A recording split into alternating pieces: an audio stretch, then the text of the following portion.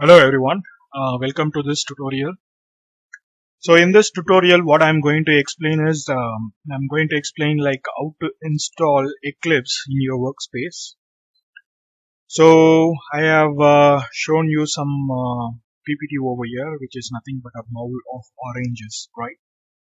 So basically the Eclipse is one such type. Like what you mean is like Eclipse is nothing but an IDE. IDE is nothing but the integrated data environment. It is a place where you would do your software coding or whatever the coding you have. So Eclipse is one of the IDE. We have many IDEs like right now, like we have IntelliJ where Java coding is most familiar with, and we have some other IDE like Visio Code, Autumn, and so those are all the IDEs. So over here we are going to see like how to install Eclipse in your workspace. And the reason why I put the bowl of oranges over there is like a complex Java code would be executed in a simple manner in a Java environment. So rather than going to a place where you pluck the oranges and then eat, you will have some bowl of oranges in your desk and you can take a look at it and you can also have it. So that is where the Eclipse is becoming useful. And I'll also show you like where to like download this Eclipse and what needs to be done prerequisite before downloading the Eclipse. You have to get into the JDK first and download the JDK before installing the Eclipse. So I have searched for JDK 11 over here in Google and we found that SE Development Kit 11 is present. So I'm going to click on it and you will have many number of versions and types of JDK kit for Linux, for Mac. Since mine is my Windows X installer, I mostly prefer using exe format rather than zip. So I used to download it, and once I click on it, I just have to review it and download JDK 11 would download the contents for you. In some cases, it would ask for login, so I have signed out, and you can just have your own login. You can create your own account, and this is pretty much safe. Don't worry about it. This is an Oracle well-known company, and so you can download it.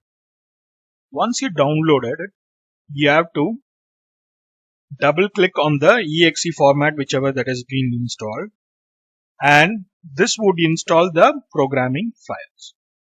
So after that, what you need to do is you have to go to your PC, right click, go to properties, and inside the properties, it is opening the folder. So what I'm going to do is I'm just going to open C drive, go to properties. So go to this PC. Yeah. So my computer. So right now this is PC. Right click, properties, and over here you can have an advanced system setting, right? In the advanced system setting, you have to go to the environment variables and there is a name called path. Click on edit. If it is not present, you have to give new over here. Since it is already present, I am just going to click on edit.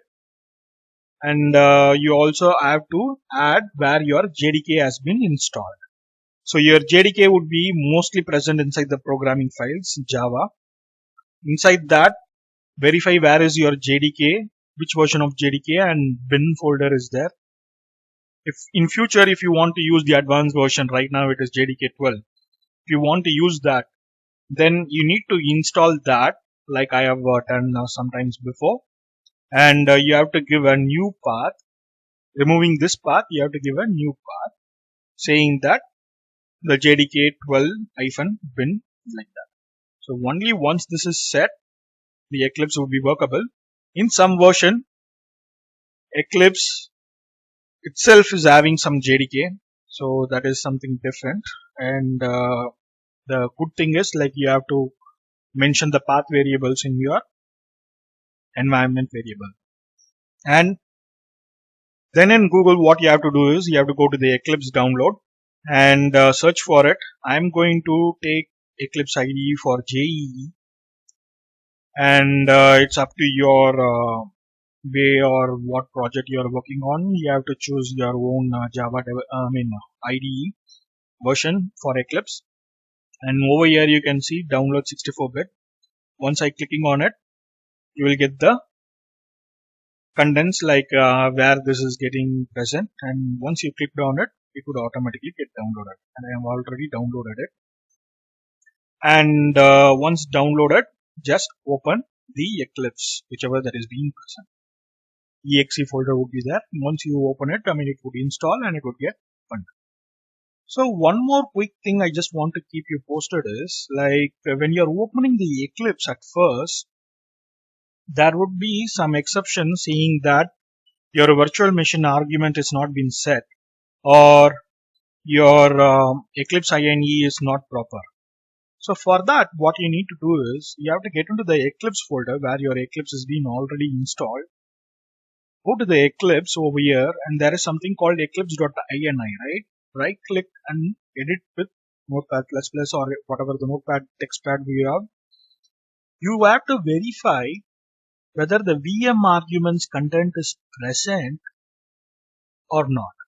And this should be present after you are mentioning the launcher over here. So make sure that this VM argument is present. Sometimes if the VM argument is doesn't present, then your JDK would throw exceptions. When you're opening an Eclipse, it would throw some exceptions. Make sure that this particular content is being present or not, which would make your Java programming running. So after coming into the Eclipse, usually there would be some introductions. You can just, if you want, you can take a look at it, or else you can just skip it. I have skipped it. And file over here, new. You can create whatever the project you want. I have chosen dynamic web project, and I have given some name, and this particular project has been there. Maybe if I want to show you guys like one more time, I'll do that. I'm going to give dynamic web project. Once clicking dynamic web project, there will be a prompt saying project like this. You can just give sample project and click on finish. It would create a sample project for you. And inside this, if you want a Java file, you can create a class file. Going to say sample like that. Though you don't have to give sample.java like that, automatically it would take the considerations over there. And inside this, I'm going to write some hello world program. Save it. Going to run it. Run as Java application. If you're going to run on the server, you have to give on server. But I'm not adding any server. So and it gives you hello world.